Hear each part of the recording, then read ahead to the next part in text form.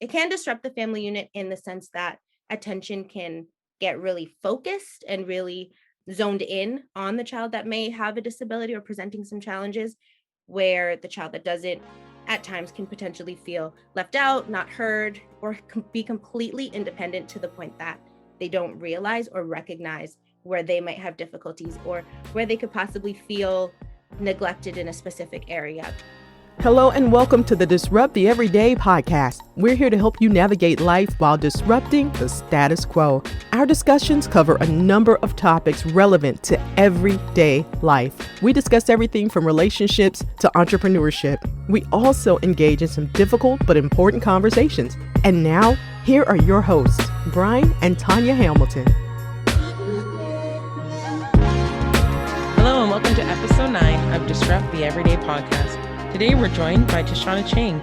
She's an early learning professional who spent several years studying childhood development and the intersection of special needs. Tashawna continues to work with children and youth as a registered clinical counselor and early childhood educator while supporting the early community and their families. Today, we'll be discussing supporting the needs of children with disabilities and their families. Tashawna, thanks for joining us today. Thank you for having me. And can you share with us the role that you're in now and the role that you play to families you work with? So right now I work for a special needs resourcing agency, and really our goal is to support childcares. And in that role, I find that supporting childcare centers and supporting children in turn support families. So just being there as an extra support, we can all use an extra hand. That would be my main role in working with families. And then as a registered clinical counselor, I find that a lot of my responsibilities are to children. And in that respect, with working with children, in turn, again, I end up working with parents. Okay. Excellent. So a question I have for you, and the reason why I ask this is because it's a question I would have asked especially as a young parent. You know, being someone who doesn't have kids, why should someone who is parenting, why should they listen to you? Why should they take your advice? So this is a question that I have received. It is a question that other people have asked me as well. So no, I don't have children of my own. However, I will never discount personal experience, but then I also can't discount experiential knowledge as well as book knowledge, because I mean, both of those are very important. I have been a part of a family that has fostered for the last 10 years. I have a lot of siblings and I've worked with children for the last 5 to 6 years in a professional setting. A lot of my education is definitely parent-based. A lot of my education is definitely child-based. I have studied really hard on child development, as well as I've studied a lot on children's mental health. So with my experiences living with children, and then my experience working with children, and my experiences being integrated in very many different families and very many different dynamics, I feel that all of that put together can give me some insight and can really assist with, being an outside person looking in. Because sometimes as a parent, when you're in the thick of things and you are working so closely with your child, your child like the back of your hand, sometimes you can get so frustrated and just feel like, you've tried everything. Sometimes that outside opinion, that outside subjective advice can really help. And I find that that's what I've been able to do. So I definitely say, no, I don't have my own children, but the work that I've done and the work that I've put into it, I do feel can give me some part of an advantage. For sure. Now, the other thing too, you mentioned your siblings. Where do you fit in terms of the birth order? I am the eldest and I have a 10-year gap on the second born. So I kind of fall into the might as well be parent because I've got such a large gap. So with that, I didn't really have the sibling bond where you're growing up together, but I more had the I'm assisting and parenting you wherever I can, whether it be babysitting right off the bat to assisting with homework and just seeing them develop throughout their years. And by the time I was 20, I was getting another sibling. So I never really had that 2-year gap. It's always been 10 or 12, 20. So that's where I fall. So you have a wealth of knowledge and have continued in school and just upgrading, I guess, and certificates and all that kind of stuff, which is really admirable. But what I wanted to focus on today is something I think that many families can relate to. And I wanted to talk about the impact having a child with a disability in a family, how that impacts the other siblings. Because a lot of times there's so much focus on that child who has that special need that we're not always thinking about the other children, right? So, my question for you is, how does having a child with a disability affect the family unit, in your opinion? So I think that in general, having children can affect a family unit because every child comes with their own special challenges or their own advantages. And when you mix in different ability or disability, what that does is it can, like, as you said, draw the attention to making sure that there's modifications in your home, modifications in your school, constantly advocating. And when there are siblings in the family that don't have a disability or a different ability, I find that it's very easy for parents, families, others that are involved within your family to look at that child as being so self-sufficient because they don't have, let's say a mobile disability. So you go to that child and say, you know what, you can do that.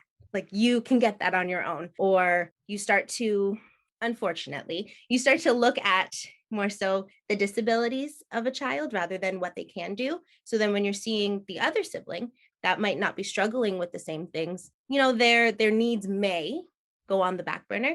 And working with a lot of siblings of children who, have a sibling with a disability, they're often stating that, my sibling gets all the attention, or I've just learned to do things on my own, or I try not to bother mom or try not to bother dad, or, how I'm feeling today. It's not as important because there's so much going on with my brother or my sister.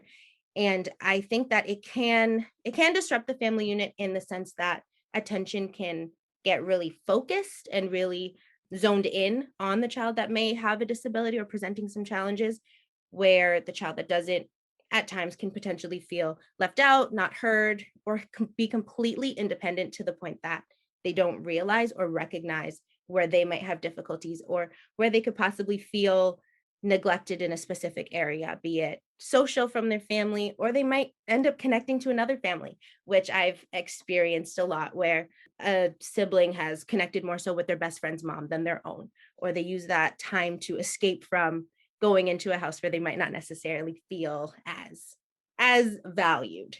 So it can have some negatives. However, there are some positives where I have seen a lot of children who have gone in and they've advocated for their sibling with a special need, or they've taken on that role to really learn more about the disability and again, go into their schools and, do a lot of educating of their peers and their teachers. And so it's been good to be a part of it, but those are different ways that I've seen how the family unit can change based on having a disability.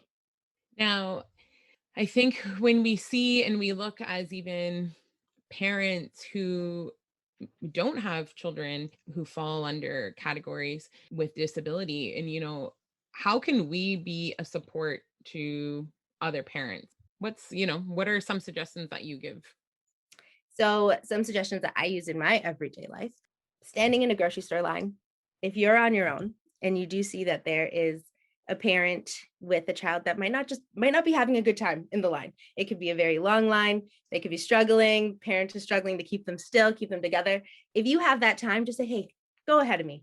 And that can be the biggest break that parent gets today because they want to get in and get out. I do that often at the post office, at the grocery store. Staring never helps. It never helps.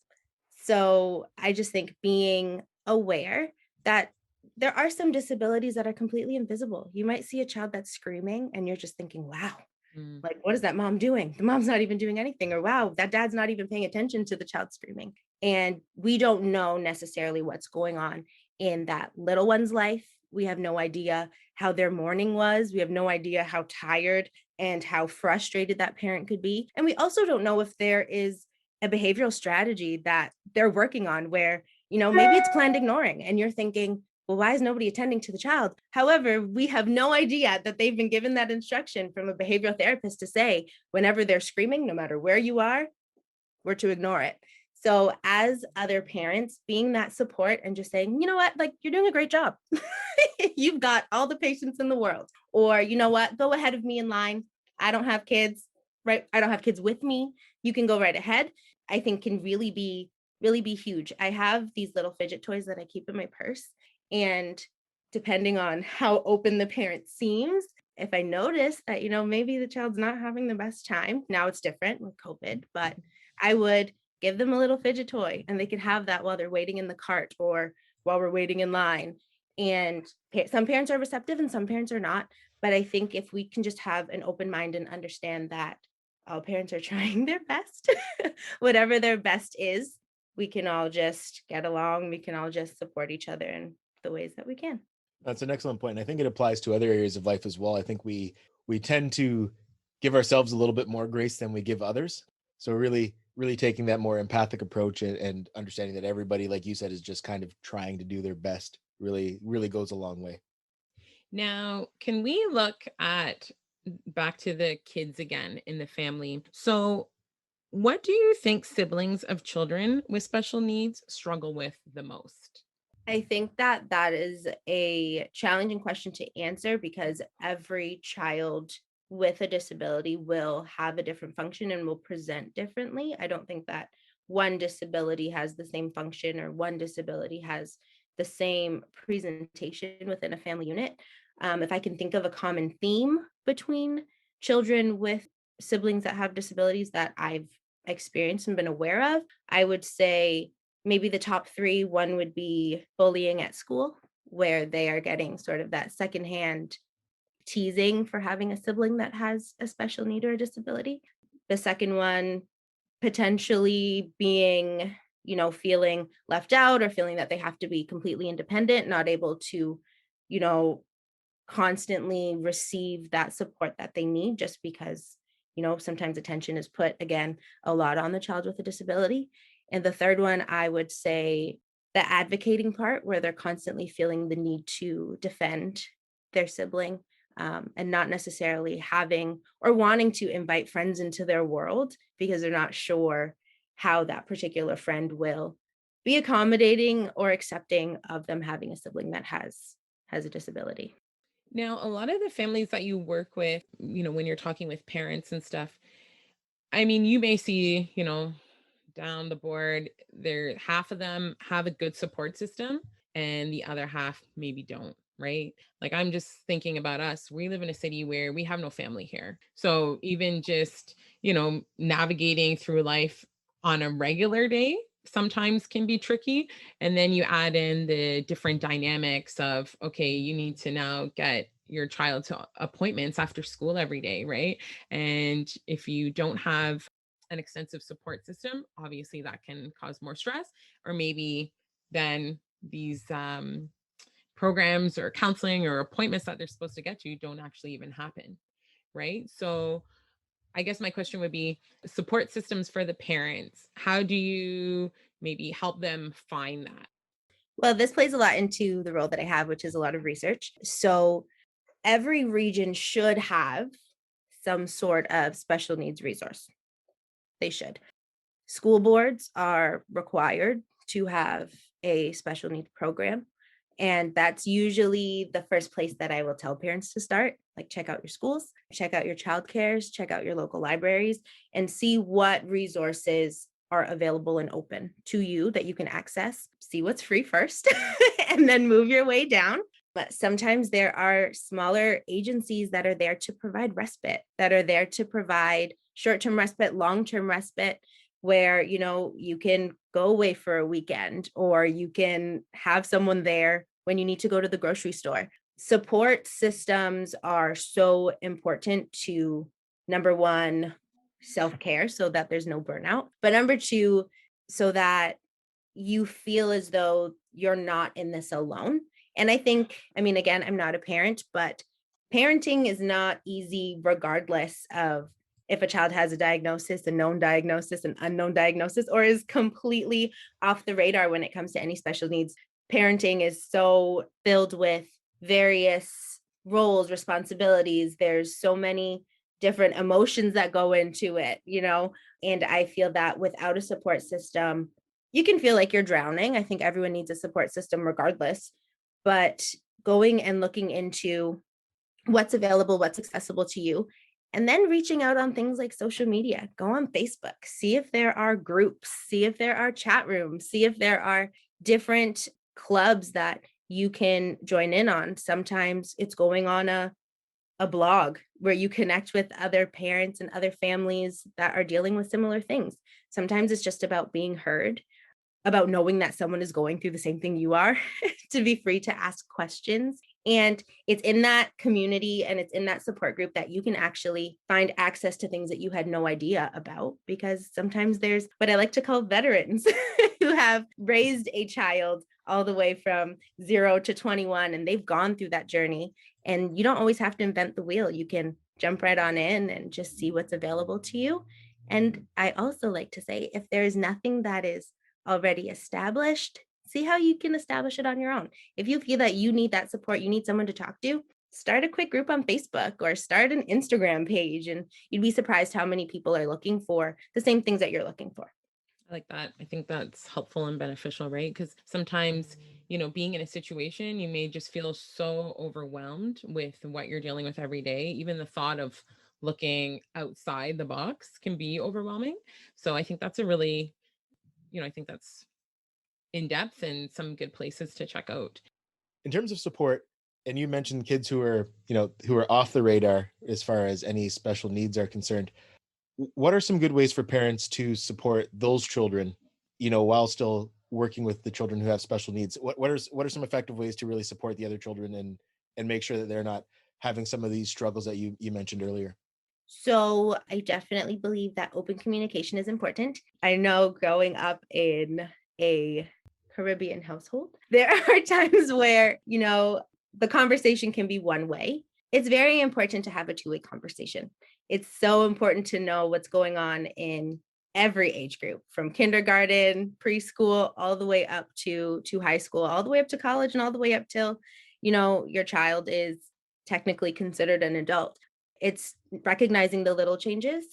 It's also going in and talking to their teacher, just having that open communication and saying, hey, just checking in, just wanting to know if you notice any changes, if you notice that, there's something that you wanted to bring to my attention. Because I know at times, you think school life is school life and home life is home life, but you can sometimes get a totally different child at home than is at school, right? Yep. So I think making sure that there's open lines of communication with all partners. So that's your school, that's the doctor, that, those that are around, friends, and just making sure that, you have an open door policy for whenever the child needs to talk. Also being very transparent.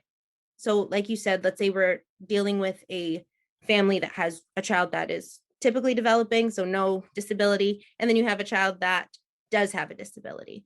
Speak to the child that does not have a disability and say, you know what? Yes, I understand that a lot of my attention goes to this, and these are the reasons why. So please know that if you come to me and I'm in a moment where I just can't be with you right now, like make a point to come back to me if I don't remember to come back to you, or if I get caught up with something else. I like to say pin it.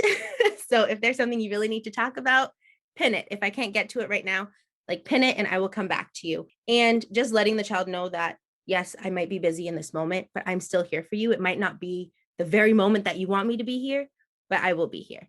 So I think that's also very important. I like that for us, like with having 4 kids, Right. especially I'm thinking at dinner time, right? Oh yeah. Everybody's trying to share about their day, and then it just gets crazy, and then somebody gets mad because somebody cut each other off. So I may be using pin it tonight at dinner. Yeah, I like that. Oh man, no, that's really helpful. Now, you said something that stood out to me at the beginning of our conversation. You said a child that has a different ability. Now, I like that. It really stuck out because I think as a society, we just say a disability, right? Now, that can be from physical, like it just goes from one end of the spectrum to another. So even in teaching our children and stuff like that, right? Because you could be out, you could be at the park. Oh, why is that child doing that? They're inquisitive, they ask questions. Absolutely. As they get older, obviously, hopefully it wouldn't be so blatant. But I think it's important for us to even share to our kids, you know what? They just have a different ability than you do, right? And I think that that's really neat. That really stuck out to me. Yeah, I think it's very important that as a society, we pay attention to the things that we can do. I think it's very easy to look at limitations, but if you can look outside of those limitations and really focus in on what people can do, you'd be surprised at how much more successful a child can be when you focus on those things that they can do. So no, maybe your child can't sit still for 10 minutes like another child can. However, can your child sit still for 5 minutes? Great. In those 5 minutes that your child is sitting still, now let's build on that. Can we get from 5 minutes to 6 minutes?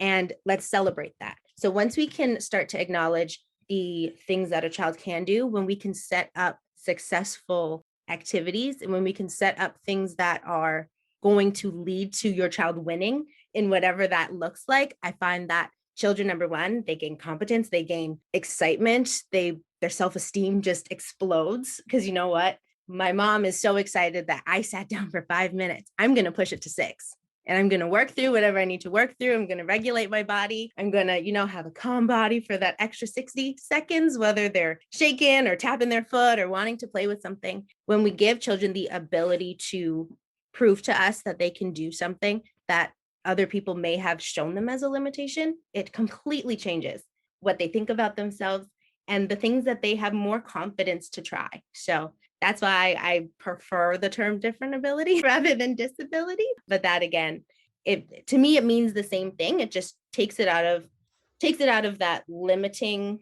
sphere and pays more attention to the fact that everyone has abilities, just yours might be different than mine.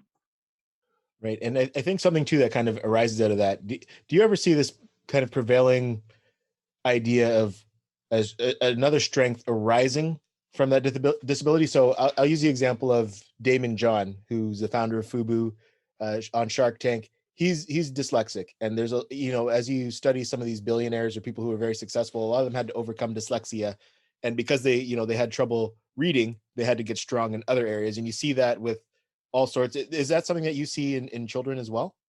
Absolutely. It really falls for me along the lines of different methods of coping. So, for example, let's say there's a child who might struggle in one area.